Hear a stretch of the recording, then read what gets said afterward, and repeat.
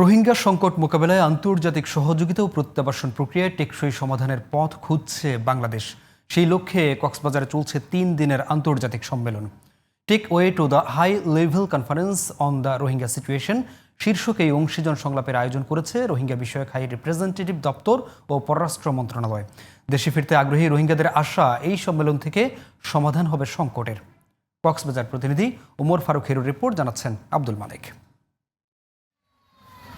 2017 সালে মিয়ানমারের রাখাইনে সামরিক জান্তার নির্যাতন নিপীড়নের হাত থেকে বাঁচতে বাংলাদেশে আশ্রয় নিয়েছে 13 লাখের বেশি রোহিঙ্গা।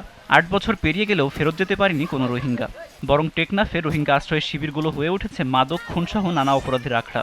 এমন অবস্থায় সাধারণ রোহিঙ্গারাও চান নিজ দেশে ফেরত যেতে।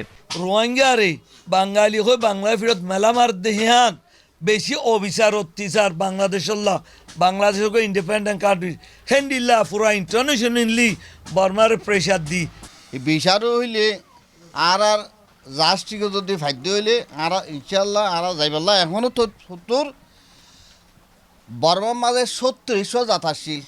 রোববার থেকে শুরু হওয়া 3 দিনের এই অংশীজন সংলাপ থেকে ভালো ফল পাওয়ার আশায় বুক বাঁধছেন রোহিঙ্গারা। 3 দিনব্যাপী এই আয়োজনে সরকার প্রধানের পাশাপাশি দেশি বিদেশি বিশেষজ্ঞ, কূটনীতিক, আন্তর্জাতিক সংস্থার শিক্ষাবিদ ও রোহিঙ্গা জনগোষ্ঠীর প্রতিনিধিরা অংশ নিয়েছেন। এই আলোচনা সভাটির শিরোনাম হচ্ছে কনফিডেন্স বিল্ডিং। তাদের যে মনোবল বৃদ্ধি করা প্রত্যাবাসনের ক্ষেত্রে, সেক্ষেত্রে তারা কি চায়, কি করতে চায়, কিভাবে স্টেক হোল্ডার যারা অংশীজন যারা তারা কিভাবে তাদেরকে সহযোগিতা করতে পারে, এবং জাতিসংঘ, বিদেশি ঢাকাস্থ বিদেশি মিশনের প্রতিনিধিরা এবং বিদেশ থেকে আগত অতিথিরা বিভিন্ন থিমেটিক সেশনে অংশগ্রহণ করবে। হিউম্যানিটেরিয়ান অ্যাসিস্ট্যান্স সহ ক্যাম্প ম্যানেজমেন্টের বিষয় আলোচিত হবে। এছাড়া 30 সেপ্টেম্বর যুক্তরাষ্ট্রের নিউ ইয়র্কে শুরু হচ্ছে জাতিসংঘের সাধারণ অধিবেশন।